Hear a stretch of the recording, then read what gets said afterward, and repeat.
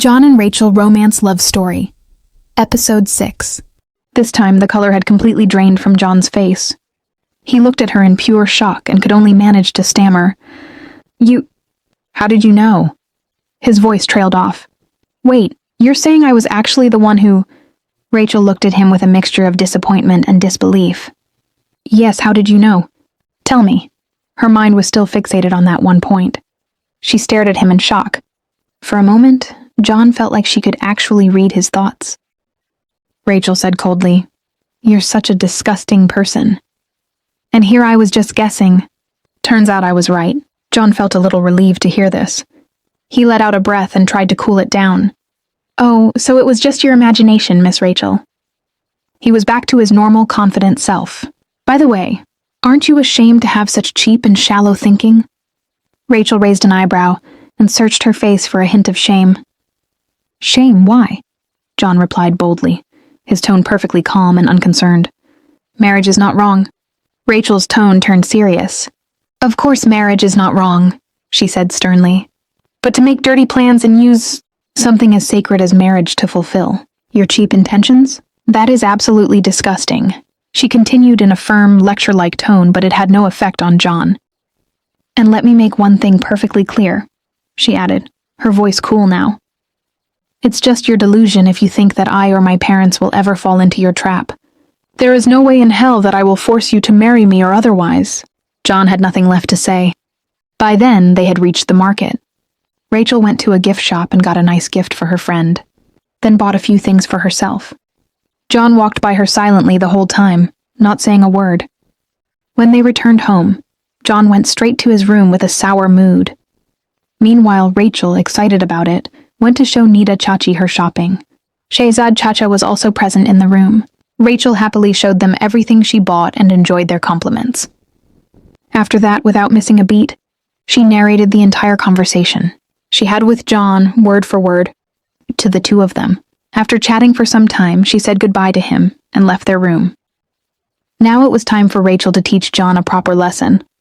Back in his room, John lay on his bed, regretting everything. He kept cursing himself. Why did I think that about Rachel? And why did I admit it? I could have easily denied everything. Then he tried to console himself. Whatever. I'll leave her alone. I have to get married anyway. I'll find someone else. It's not like I don't have options. Who wants to spend their whole life with a rude, sharp-tongued girl like Rachel anyway? It's a good thing she found out early. But as soon as these thoughts entered his mind, a voice from deep within his heart froze him. He felt as if someone had ripped out his heart and placed it in front of him, screaming out the truth. Yes, of course. Marry someone else. But tell me the truth. Can you really live without her? Can you get through the day without seeing her at least 4 times? You don't feel at peace until you've fought with her or been the butt of one of her pranks. You spend 24 hours a day thinking of ways to get back at her, just as an excuse to keep thinking about her. Ask yourself, how important has she really become to you? Small beads of sweat appeared on his forehead. He was shocked at himself.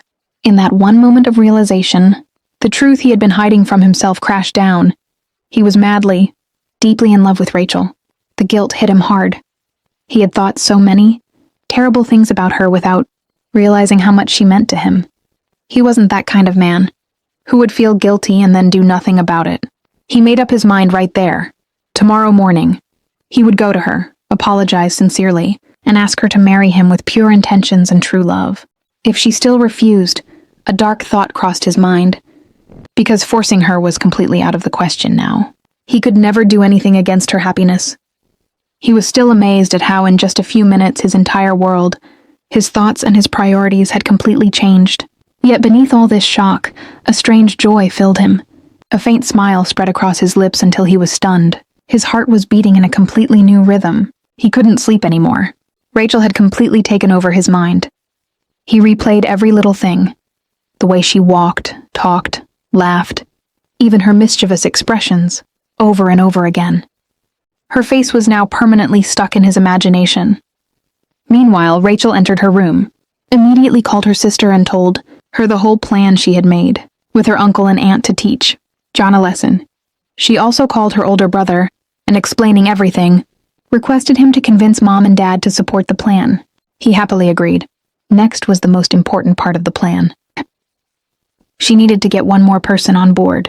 She quickly dialed her cousin Azfar, her aunt's son, who was also her childhood best friend, and told him the whole story. After ending all the calls, she got ready for bed feeling completely relaxed. She had no idea that she had stolen John's peace and the sleep of his heart. If she had seen the state he was in at that time, she would have laughed her heart out. Dear friends, what about Rachel? Will she bother John after knowing, or will she easily accept it? Be sure to express your opinion in the comments. And share the video and subscribe to the channel. See you in the next video. Take care of yourself. Goodbye.